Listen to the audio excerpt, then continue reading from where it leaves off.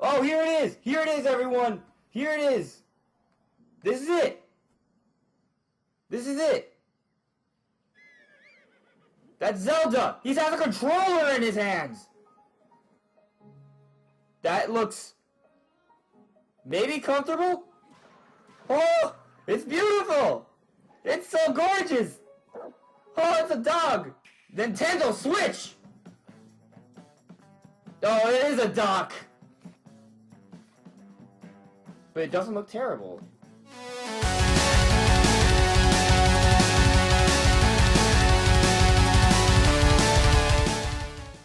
What's up, everyone? It's Andres Restart. So, Nintendo Stream was finally revealed. We no longer need to call it Nintendo NX. It is Nintendo Stream.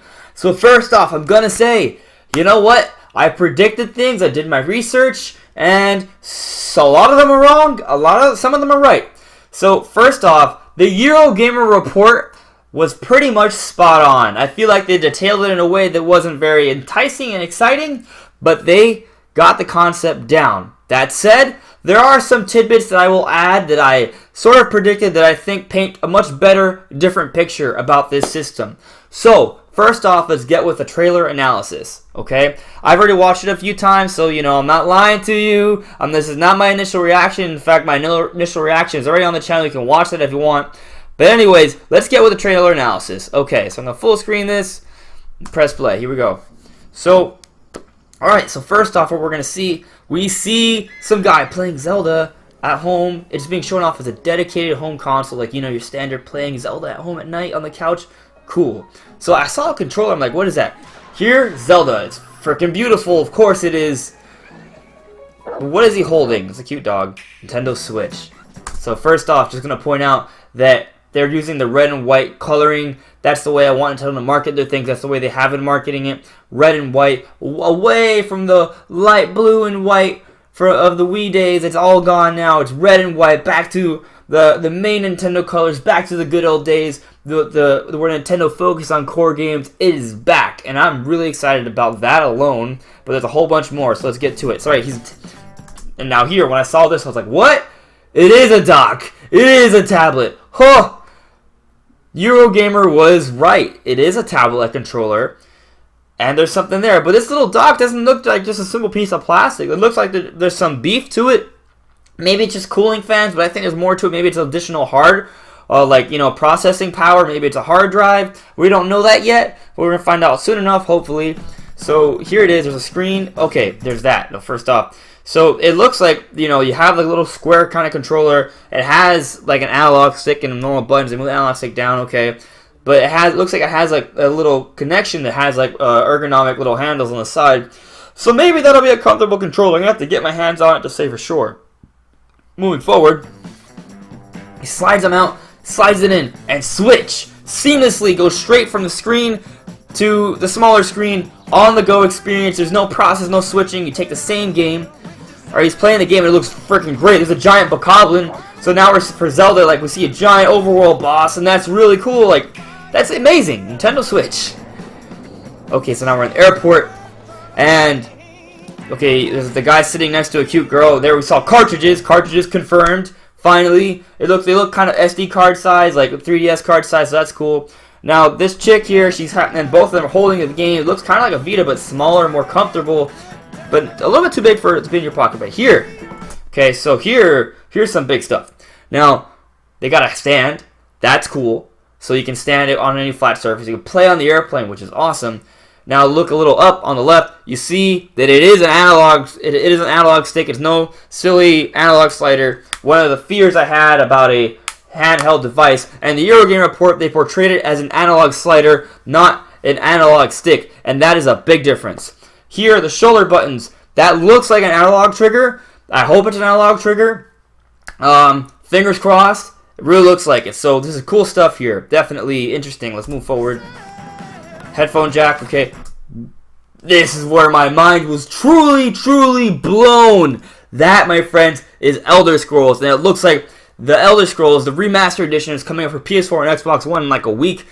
This game is going to be on Nintendo Switch. What does that tell us? That can tell us potentially a lot of things. First off, in case you're unaware, Bethesda, the producers, the company that makes Elder Scrolls, they have only made 4 Nintendo games in history.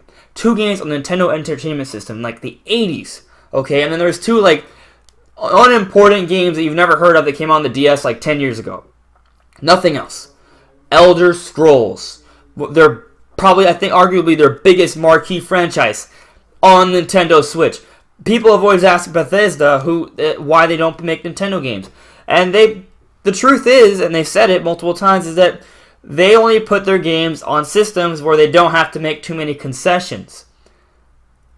Which suggests that if it's going to be on the Nintendo Switch, that this system is going to be powerful enough to run Elder Scrolls. And that's really exciting. So this basically confirms that Nintendo Switch is powerful enough to have third-party support. And if Bethesda, the company that is most infamous for never supporting Nintendo, is supporting Nintendo, that says a lot of great things. I don't care about what Nintendo's history is with third-party support. This is huge. Moving forward.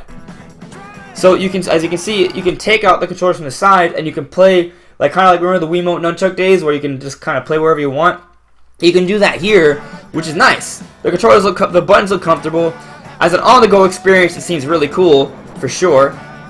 Right, you come in, and you can play in the car. Okay. Come back home, just switch it back in.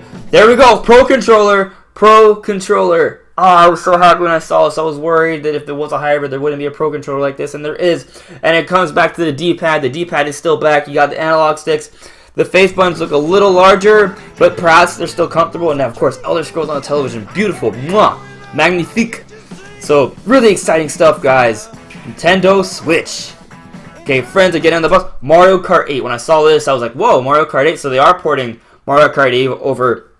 Really cool to have Mario Kart 8 on the go, for sure. And here it looks like they're both playing. So the whole concept where you can split the controllers and each player can use a separate piece of controller so you can have multiplayer on the go. Really cool. So it actually is going to be a concept that's going to be used. Another thing said by Your Game Report, of course. Now here, some interesting stuff about Mario Kart 8. That's King Boo. He was not in Mario Kart 8, which suggests that this version is going to have additional content, like new characters like this, and even a new mechanic here. So it looks like they each have 2 items that they can hold. If you look at the top left and right of the screens, Mario Kart 8 you can only hold 1. So that's a difference from the games. So it looks they're definitely going to be changing around the content here for Mario Kart 8, and I'm excited about that. Maybe it's even going to be a launch title. It should be. I would expect so. Basketball. When I saw this, it's like, why are they showing basketball? I love basketball, but why is it being shown? So that's huge. This confirms that you will be able to connect your separate Nintendo Switch's device with each other to have multiplayer interaction on the go. So you're playing at a picnic table, and they split off. Each controller has 2 little pieces, and it's 4 players. NBA 2K, bro. It's been a long time since I played NBA 2K on a Nintendo system, and you can play 4 players on the go. That's awesome. Cute girl. And now we get a close-up of the controller, the standard controller with the 2 little side pieces that connect to a little plastic piece, but has those comfortable little ergonomic sides. That doesn't look too bad to me. I can see that being a relatively comfortable option, but I'm if the Pro Controller doesn't come bundled with the system, I'm definitely gonna have it for sure. Yo, this I flipped my mind. The very first half second, I was like, oh my god, 3D World 2. No. This is different. Notice the camera is is behind Mario. This is different from 3D World. This looks like a single-player focused Mario game. And take a look at the environment. It looks a bit more expansive than what we saw in 3D World and potentially even Galaxy. It looks beautiful. It's very colorful. So we're going to get a single-player focused 3D Mario game. I am hyped. This is going to destroy 3D World. I'm pretty sure. I can't wait. So we're going to get Zelda and Super Mario and Elder Scrolls third-party games. A port of Mario Kart 8. For Nintendo Switch, and of course they highlight the whole fact that you can take it on the go, play with your friends. So it's got it's got that social element with it as well. That's cool. Now what are they doing here? You're planning multiple devices together. You're just chilling in some sort of convention center. An esport, Splatoon on the go, using a Pro Controller, which maybe means the Pro Controller has motion controls. I mean, all these rumors have been true. So the sides have motion controls. I mean, the Pro Controller has it as well. Especially since they're marketing so strongly with the system, so the Pro Controller has to be important as well. and Splatoon needs motion controls. But anyway, Splatoon's coming to the system on top of everything else. You plug that in, pull out your Pro Controller, so yeah, probably motion control since Splatoon needs it. And I've heard that Splatoon, there's like new hairstyles and new weapons here, and maybe even a new map, so this game's going to get new content as well. Really cool stuff, guys. Splatoon, Mario Kart, Super Mario, Zelda, Elder Scrolls, and a whole bunch of other third-party games on Nintendo Switch. They are marketing this as a core gaming system, and that blows my mind. Like, those are my biggest predictions. Yeah, I was saying that it's going to be a dedicated home console, and the way they're marketing it, they are marketing it as a home console first. But it does have the ability to take your games on the go, and you can play and have a multiplayer focus on the go as well. So that is really cool. And that is basically what the Eurogame report said. And I never completely refuted the idea of the Eurogame report. I just thought they weren't portraying the entire picture. But I was a little wrong about that. They did portray the picture pretty well. Though there are some missing features, like the controllers aren't as shitty as the Eurogame report made it out to be. They did not indicate that it would be getting third-party support in the way that it seems to be getting. They implied the system would be a little weak. But we don't know how the power is. It is confirmed that NVIDIA is working with NX, but I read it and it looks like they have added a lot of things to the whole NVIDIA chip thing, so it is customized, so it could be competitive enough from a specs perspective. And if it has Elder Scrolls on it, then it probably is, guys. It probably is going to have third-party support. In fact, they published a graphic that illustrates the kind of third-party support that a lot of the developers and publishers that are backing the system, a sampling of Nintendo Switch partners. Now, this has happened before. Whenever a console comes out or is coming out, they always show a graphic showing all the different companies supporting it, but it looks like they have a little bit more than usual this time. But the biggest difference is that Bethesda is supporting Nintendo this time. And Bethesda has never supported Nintendo in this way, ever. So this adds a lot of credence to third-party games finally coming back to Nintendo. It looks like they're marketing this as a core gaming experience. None of this casual jazz. This is a core gaming experience. As I predicted, that was one of my bigger predictions, that Nintendo's going back to the core gaming focus on the Nintendo Switch. And all that mobile stuff, that's where all their casual focus is going to be. The Nintendo Switch is going to be a core gamer system. It's going to have a lot of Nintendo games. It looks like third-party games. Another thing I predicted. I wasn't sure about the whole hybrid idea, because I didn't like the idea, but because I didn't think Nintendo could pull it off so well. But it looks like they really have. Now, I hope it's affordable. Not really sure. I can see somewhere between $300 and $400 here, but as a system that works effectively as a quality home console experience and perhaps a quality sort of portable experience, that's really cool. That said, I am not entirely sure that this is going to replace the handheld system. I still think Nintendo wants to have multiple form factors in the future. I mean, if you think about it, that's kind of it is a little big. Maybe they will go with some sort of portable, more pocket-like device, like a Game Boy Pocket or something like that, through DS Pocket in the future, so they can bring back dual screen gameplay. So it's not completely out of the, it is possible that they may have a portable in the future. Maybe. But that still remains to be seen, honestly. So, really cool stuff here.